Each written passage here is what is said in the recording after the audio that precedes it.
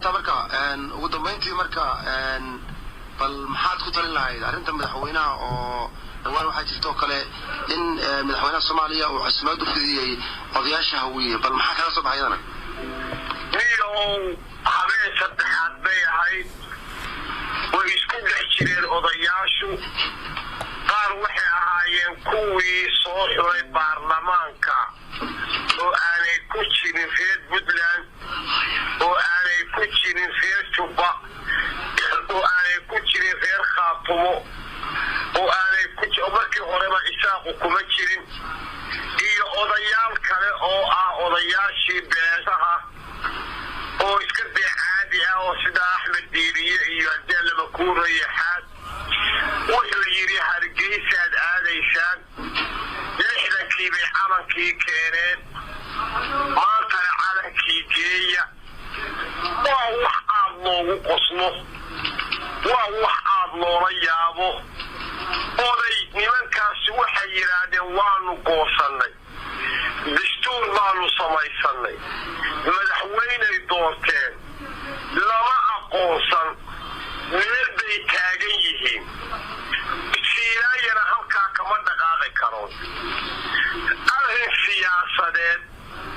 ayuu wuxuu ku leeyahay odayaalow diyaaraddaan idin saarayaaye Hargaysa ka dega waxaasi ina adeer waa jahwareer siyaasadeed waa meel loo kacaa la garan waayey wax la qabtaa la garan waayey wadaniyadii baa luntay dalkii baan daacad laga ahayn markaa su'aasha aad weydiisay odayaasha casumaadooda ah waxay ahayd odayaalow taga oo salaadiintii isaaqla soo kulma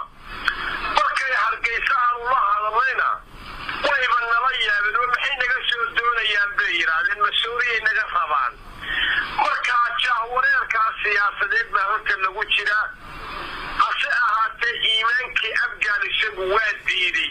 wuxuu yiri waxaan ka doonayaana ma jirto mana tegayo waxaan uga tagana ma hayo markaa su'aasha aad weydiisay halkaasay ku qotontaa inaynu jahwareer siyaasadeed uu galay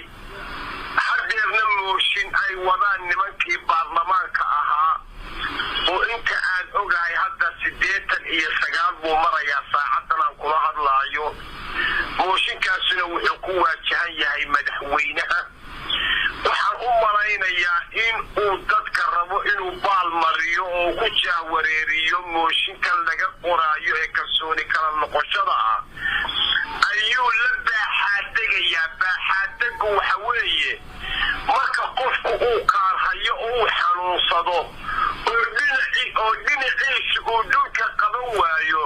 waa baaxaadaga marka baaxaadag baa haya wadaadka baan u malaynayaa